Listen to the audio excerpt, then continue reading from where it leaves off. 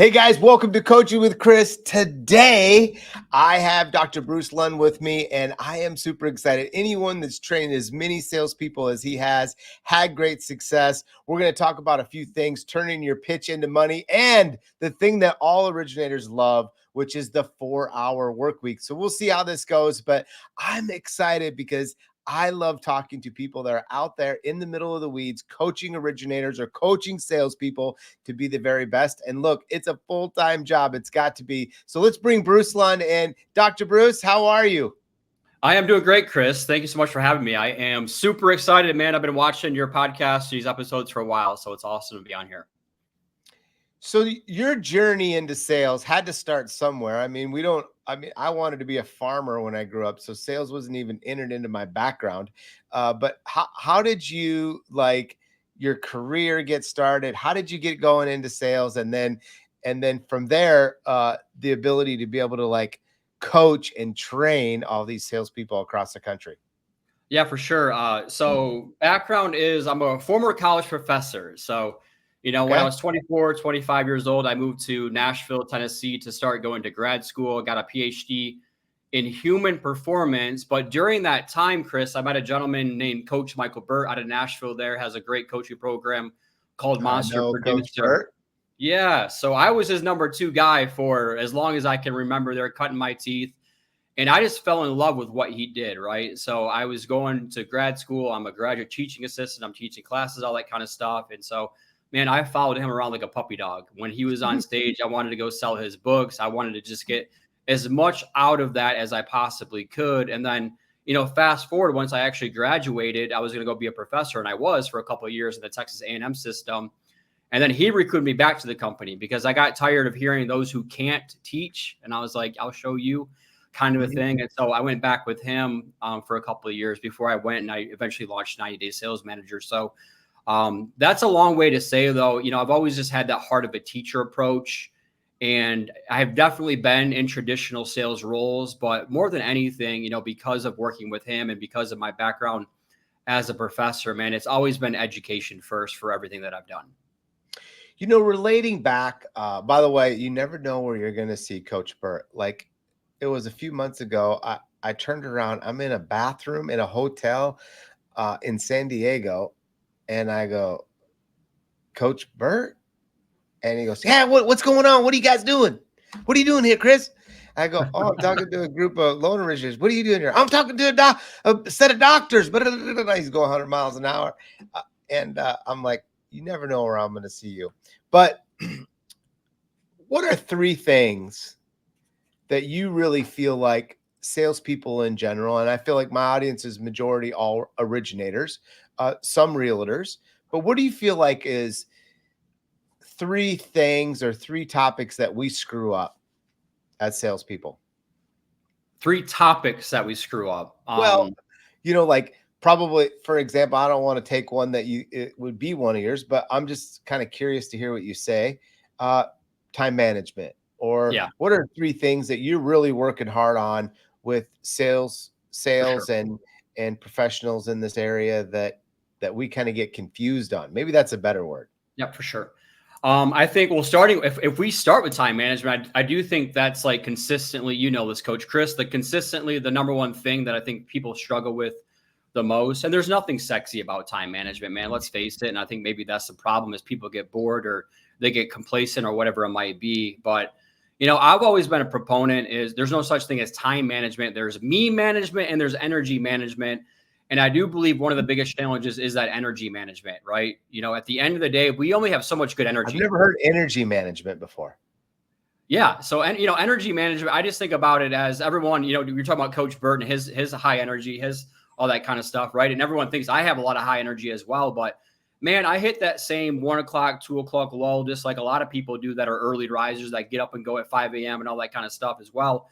And so the energy management, right? So in the afternoons for me, I think about it as, I have to go do energy compounding things in the afternoon, right? So if I'm super productive from 6 a.m. to noon, right, I'm ready to go do a lot of those high value activities. And then in the afternoon, it's really like, okay, well, I need to go do things that I really enjoy with people I enjoy doing them with. So for instance, I know that I'm looking kind of funky here on camera. right? I'm in a Holiday Inn in Wichita, Kansas, right? You know the Yeah. speaking and traveling life, right? So I did an Yeah. event yesterday with the Kansas Realtor Association in Wichita.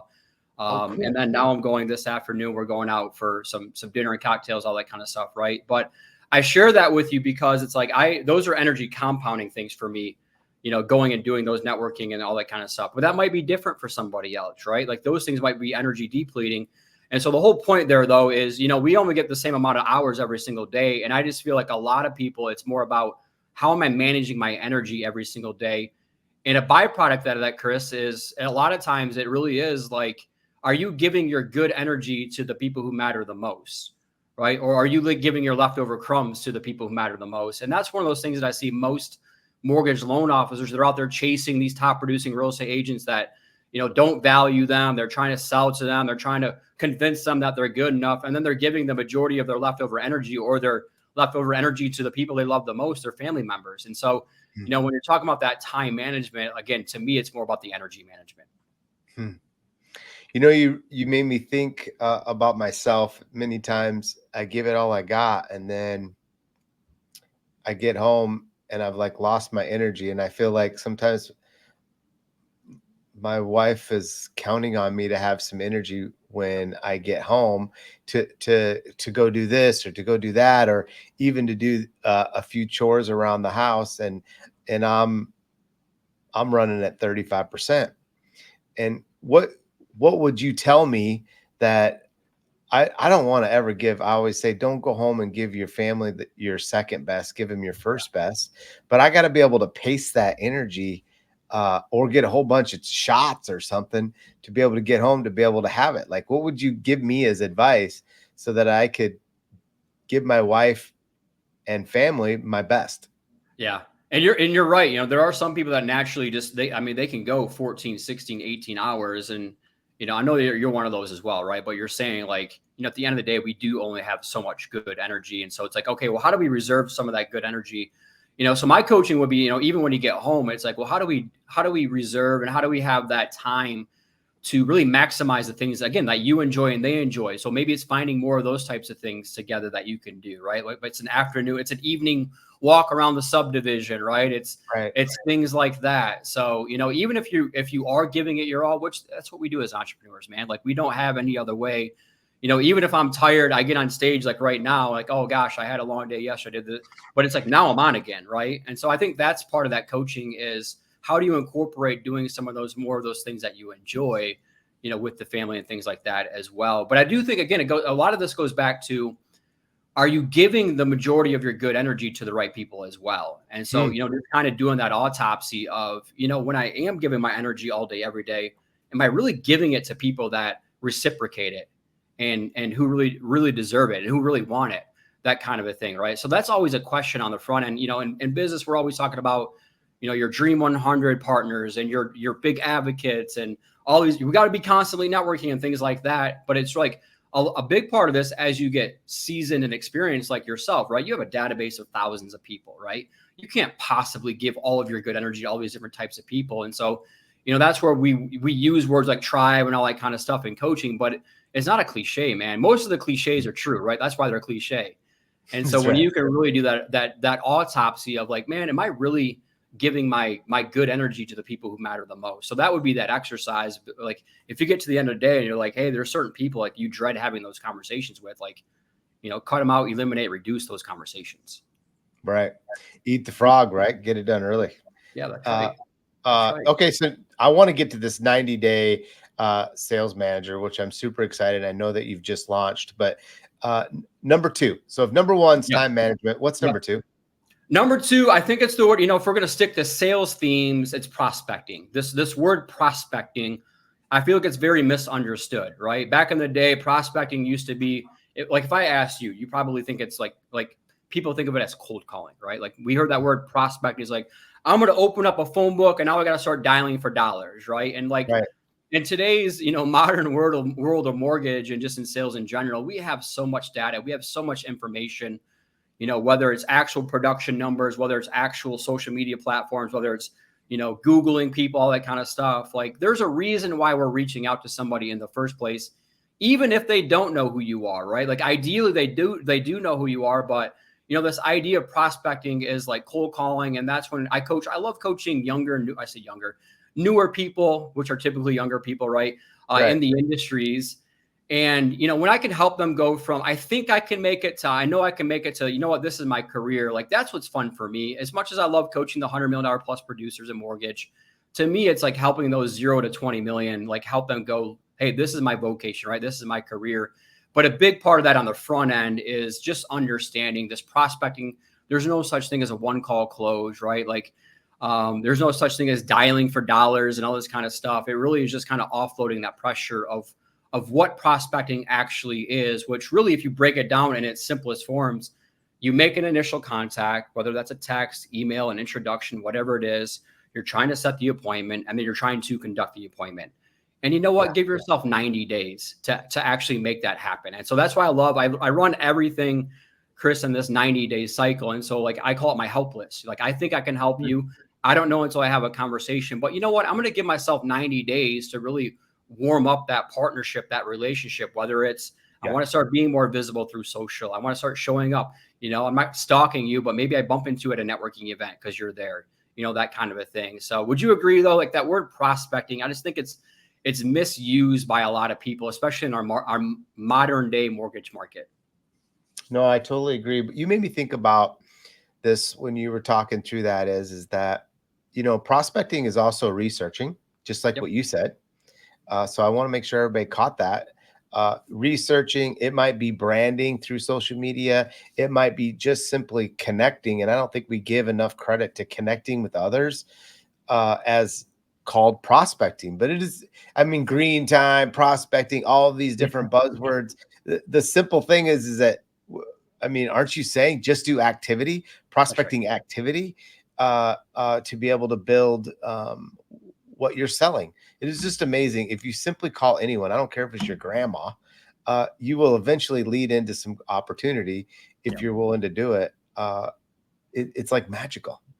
That's right. Yeah. And Chris, a lot of this stuff, we know this as coaches, it's nothing earth shattering, but we have our own little nuances, right? You have your nuances. I have my nuances. I have my style. You have your style, and other people resonate through that. But let's be honest, a lot of the things that we do coach and we touched on, it is a lot of the very basic things. It's discipline, it's consistency, it's confidence, right? It's prospecting, it's follow-up. What does your new client onboarding look like? How are you getting more positive attention for your brand and your business? What is your pitch? How do you overcome the commodity trap, right? So, I think that's another part when we're just talking about business in general. It's pretty simple on paper. And that's really, I'm known as the 5 habits guy, the 5 habits of highly effective salespeople. I've done it at the LA Convention Center in New York, the New York City Marriott Marquis. I've done it at the top financial services association, the MBAs, all that kind of stuff. Right. But, when I break down those 5 habits, the reality is all of our businesses are simple on paper. It doesn't mean it's easy though, right? Like none of this is easy. Again, it's the energy management. It's my feelings. I don't feel like doing it. I lack the confidence in my follow-up. I do have the call reluctance. I don't really have anything. I don't think I have anything of value to say, right? You start comparing yourself up to other people. Because that's natural for us to do. I go back to working with Coach Burt, man. I love Coach Burt. I would not be where I am without him. Yeah. But it's natural even now from afar. This is a guy that's, a little bit older than me. He's been doing it for a lot longer than me, but I always compare up, right? We almost never compare down. We always compare up. And I think that's one of those challenges that a lot of people have is, and we all know, comparison is the thief of joy. It is. Comparison is an emotional cancer, but a lot of us do that. And there's a healthy way to do it, but there's also an unhealthy way to do it. Right. Yeah. You said something, and I think, you're originator, you're listening to us, and I can just see this question like rolling through your head, and maybe you don't want to say it, but like, Dr. Bruce, how do I find my own style? Your authentic voice is what we like to call it, right? Your unique abilities. Yeah. So, it goes back to that comparison thing. And I'm a big believer. Eventually I'm going to write this book, Chris, right? I have a buddy, Eric Sachs. The new book's coming out of this right now. You're going to tell us the title. Well, I keep speaking it out into the universe, which means eventually it has to happen, right? That's that accountability layer that I'm so big on, right? So, but I have a buddy of mine, co-founder of a company called Breakthrough Broker, which is the #1 free marketing tool for real estate agents in the world. Over 600,000 real estate agents. He has this really cool topic that's called "I shall not should on myself, right? And there's just so many things that I should be doing this and I should be doing that, right? So, but in saying all that, one of the concepts that I really want to write a book about, it's turn your mess into your message, right? And MESS being an acronym, Chris, M equals your mentors, E equals your experiences, S equals your struggles, and then the last S equals your scripting, right? And so within all that, right, that's what makes you different. Give that to me again. Give that. That's so good. Give that to me again. I'm gonna write this down. Plus, if you guys missed it, grab a pen real quick and write this down. M is for mentors. We all have unique mentors. Like Coach Burt was a great mentor for me. I would not be where I am without him. I have other great coaches and mentors. Playing college baseball, I have my baseball coaches. I have 3-sport athlete in high school, right? Like I would be dead in a gutter. I would be if I wasn't for these great coaches who saw the good in me and when it was easy to see the bad, right? So we all have those. I hope that we all have those unique mentors, at least one in our life, right? Yep. So that's the M. The E is unique experiences. Right. So for instance, in my own life, like playing college baseball, right? Like, less than 10% of high school athletes go become, play in college sports. Right. So that's a unique experience that I had, a 4-year athlete and all that kind of stuff, so we all have some of those different unique experiences and it's just packaging that up. Right. And then the S from there gets into your struggles. Right. We all have struggles. Quite frankly, that's what really makes us who we are. We've been battle tested. We've been through something. And because of that, now we have that experience that comes from it, that story that comes from it. And, Chris, one of the things that I share a lot of times on stage is, I grew up in a single parent home. Dad was an alcoholic most of my life. And so, my mom was out working multiple jobs. So sports was always my release. Right. So I used to just love watching Alex Rodriguez hit a baseball, right? When he was with the Mariners. So I'm in our living room trailer, like VHS recording these athletes, Greg Maddux throwing a baseball.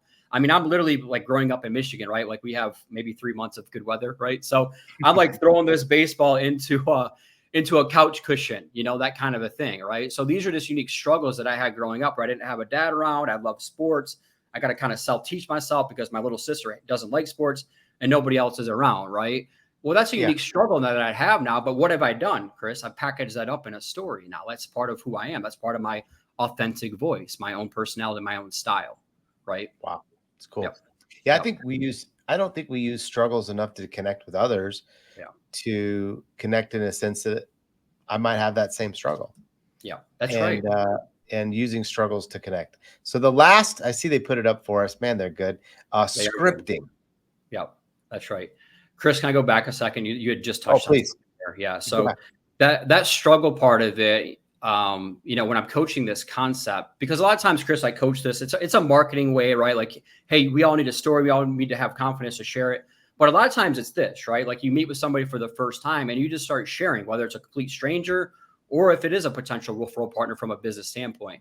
But you're right. Like there's a concept called social identity, right? You start to socially identify with other people based on this, your mentors, your experiences. But a lot of times it's that struggle, right? You're like, oh my gosh, you know what? I had a similar experience. My dad was an alcoholic. I grew up in a single wide trailer. I had these same type of struggles. And now because of that, what happens? You cut through a lot of that fluff. And you can really get down into, are we in alignment with each other, right? And as you know, in business and sales and just in life in general, when you can connect on two of those things right away, now you know, like, okay, this is going to be somebody that I'm going to work with long-term kind of a thing, right? But to your point earlier, like we don't share the struggles enough because why? It's because a lot of like we're embarrassed or we're nervous to share it, or it's like, oh gosh, I don't want to I just feel like I'm talking to a therapist, right? Like how much do I share right away kind of a thing. And so, don't suppress the past, celebrate it. That's what makes you who you are. That is what makes you different and unique. And we do all have some of those same backgrounds and things like that. So I just want to touch on that because you triggered that thought for me when it comes to that struggle piece where a lot of us are afraid to share that, right? Yeah, perfect. So share it. What you're saying. Share it. That's right. Share it. And then the scripting it really is your upbringing, right? As we know, those early age, like when you're really talking about your social identity, like early on in our lives, the scripting really is our upbringing, right? So the household, the parents, the backgrounds, the experiences that we grow up in, that is a big part of what makes us who we are, So for instance, I can share with you, just talking about my parents. I love my mom, if she's watching this still, but my parents were naturally pessimistic. And so naturally, what am I? I'm naturally pessimistic. And I have to constantly move in the opposite direction of the world's negative pull and my own negative pull a lot of the times. But I don't understand that about myself. Does that make sense? So, a lot of that scripting, totally. That upbringing, you have to understand that. And then you package all this up and now you are who you are, right? Yeah, that's good. That's really good. I mean, I don't even know how you're going to come up with number 3, but let's give it a shot. Number 3. Number 3, you had mentioned, I kind of want to go one or two ways, either follow up or prospecting, right? Or not prospecting, follow up or marketing, right? So, I think let me do the follow up, right? I know that I think follow up's the perfect topic. Cool.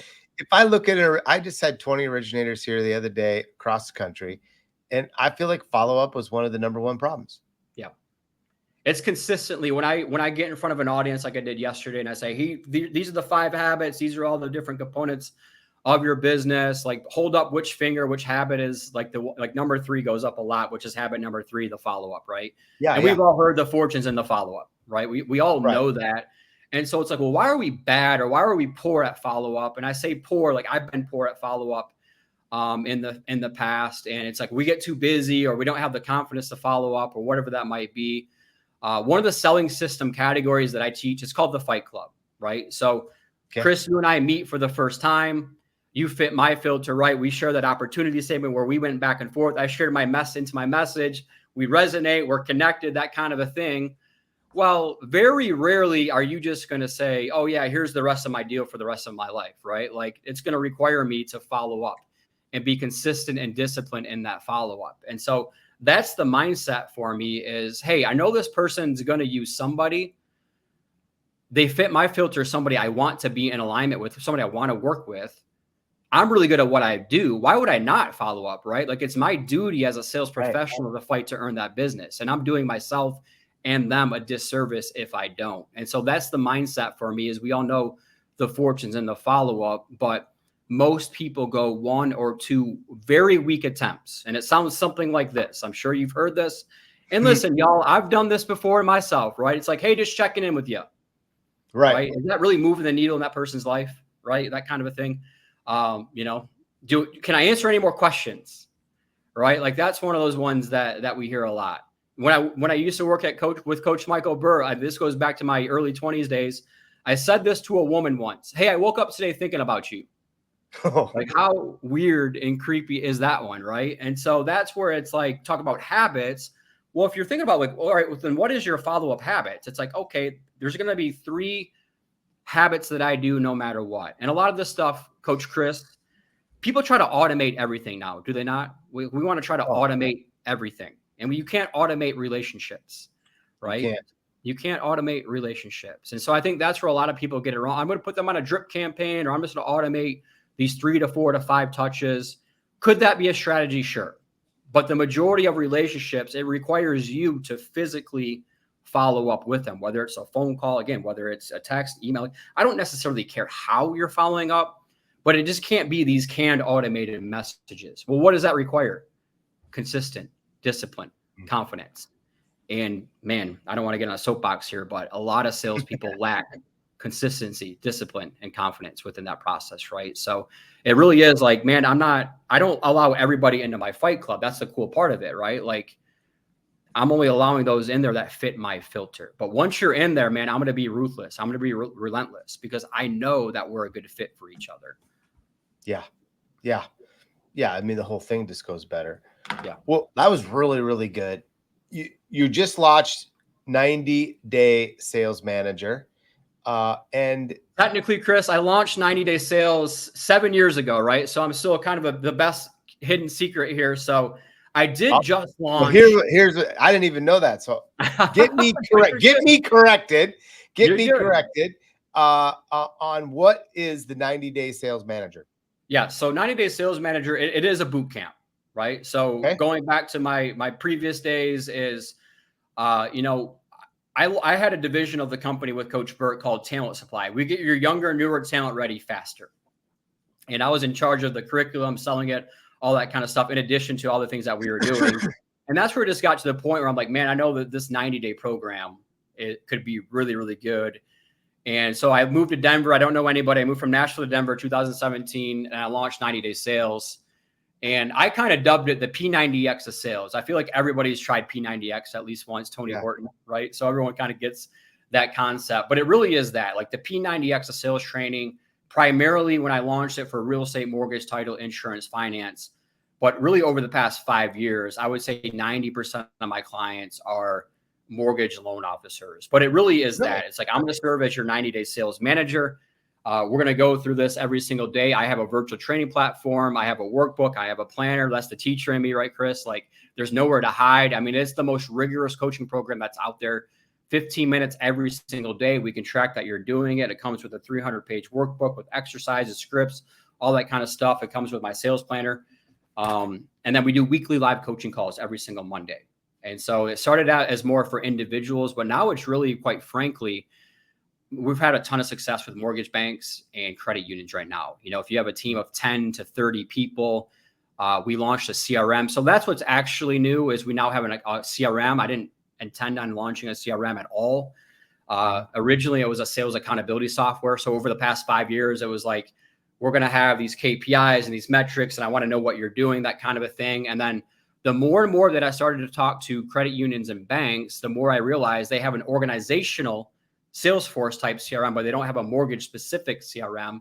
So now we have the only CRM plus coaching plus accountability program that is out there, that we're consistently having 40% growth with the mortgage teams that we're working with over this past year since launching the CRM. So that was a lot of information for you. No, I got it. But I mean, like, you see 90-day sales manager thinking, okay, well, I'm going to learn how to be a sales manager in 90 days. But no, you are hiring yourself a sales manager for 90 days, which is so cool because, you know, you're probably listening to this, and I feel like there's a lot of originators out there on an island, got no one to hold them accountable. I always say you got to have a vision, you got to have a plan, and you got to figure out accountability. If you do those three things, like, your world will change.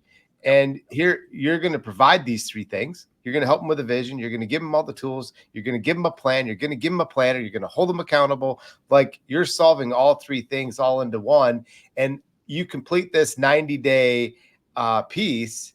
Then what? What happens? Then it's ongoing from there. Yep. From there, it's definitely ongoing. It's not one and done. Chris, this is one of the things that I had to learn earlier on in my business. You know, I was just like, okay, I'm gonna go launch 90-day sales. It's a badass boot camp, right? Right. And then what you realize in business is what? Retention business is a huge part of all this. So we launched an alumni version. So it really is like, you keep following the systems, you keep using the sales accountability software, the CRM now, assuming you don't have one. And then, I'm still doing the Monday morning motivations, 15 to 30 minutes for our folks. We have a coach on call option within all that, right? So if you ever need additional one-to-one or have some questions like that, we're constantly supporting you. And then we are doing, the mortgage monthly mastermind kind of a thing. Every single month, there's an hour-long specific topic about the real stuff that's happening, right? So we're not just leaving you on an island after you get done with the full 90 days for sure. Cool. That's awesome. I've never heard of this. This is perfect. This is what probably a ton of originators need today. It is a boot camp like this. And look, the market, we feel like the market's really going to change in 4 months. I'll see. I just put myself out there. So it's July 18th. And I just said this, which is probably the dumbest thing I've ever said. So we'll see. And this would be perfect timing for this to get all up and ready for this new market that's coming. That's right. What's next for Dr. Bruce?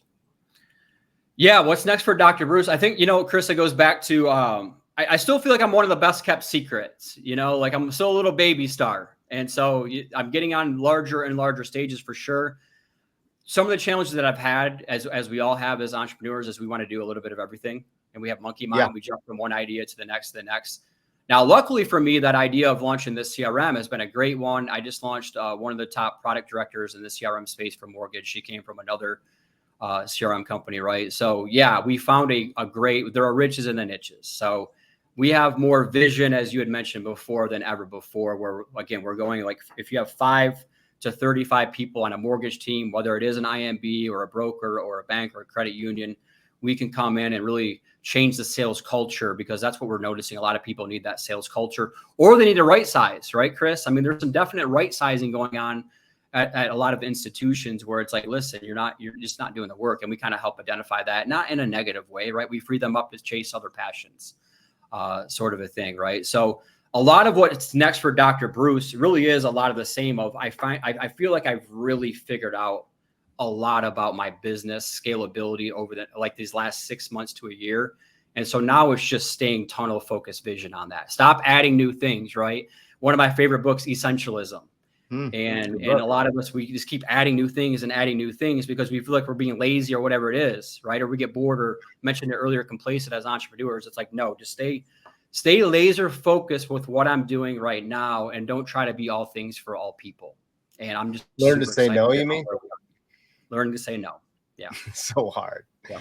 It's so hard, especially when you try to help. You know, if I want to get involved in your program, if I want to hire you to speak to my group, if I want to be interested to see what CRM is, probably the number one question I get asked all the time is what CRM to use. How do I get connected with you? Where do I go? And also, what's this 90-day? So I'm asking 2 questions into one. And what's this 90-day sales manager thing cost?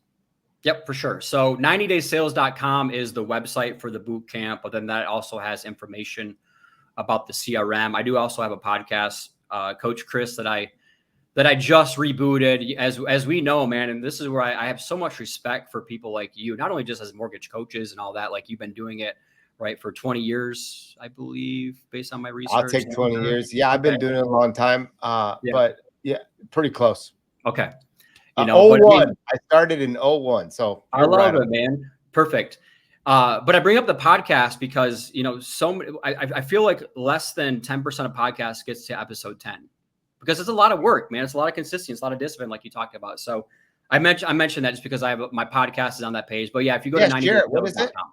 What's your podcast called? It's called the Solopreneur Movement. Okay. And it really is for individual, you know, real estate, mortgage, title, insurance, finance. But the interesting thing is, Chris, and this is kind of worked out by happen chance, you can't spell solopreneur without LO, right? So it really does lean into that LO, that loan officer. Yeah. So I've leaned into that again, like focusing on one area, although I've coached the top financial advisors and real estate agents and all that kind of stuff. It's just like, okay, we got this mortgage specific CRM now. The boot camp is crushing it for the people that do it. So again, staying tunnel vision, hyper-focused. Give me that website again, where I go. Yeah. 90daysales.com, 90daysales.com. And then my personal sort of my speaking page is just brucelund.com, BRUCELUND.com. Oh, there's only one S in there. All right. Fix that. You're all good. Yeah. We'll be able to get that. No problems. Yeah. And then what's this thing cost? Like, is it a 90-day commitment? There you go. That's correct. That would be the right website. But what's this cost for me for 90 days to be able to hire you to be my sales manager? $1,500 all in. So very, very inexpensive. I feel like very affordable. We try to make it very affordable because, again, I go back to, you know, when I first launched it was for those next generation loan officers, right? But you know, we've had $100+ million producers that go through it and love it as well. That just need to get that kick in the butt to get back to the basics, that kind of a thing. So $1,500 or $600 per month for 3 months, right? Sort of a thing. But that's all in. It includes the CRM and the coaching and the accountability, the workbook, the planner, the coach on call, and the weekly access to myself. And then after that, it's either $99 a month for the ongoing access to the platform and all the recordings, or $250 per month, no contracts, to where you get access to the ongoing live content, platform, CRM, all the different things as well. Cool. Yep. Dr. Bruce, thank you so much for jumping on Coaching with Chris. I truly appreciate it. I know you're busy. You're out in Wichita, which I've been in Wichita. I've actually stayed at that hotel where you're at. I know you have 2 big specialty topics that you talk about, which is your turn your pitch into money and the 4-hour workday. If you're interested in hiring Dr. Bruce for any of that, make sure you get connected and go to his page, or hire a sales manager. get the habits, get the accountability, get the CRM, and change your business before this market's going to change. Thank you, Dr. Bruce. Thank you, Chris. Appreciate it. Have a great day. You too.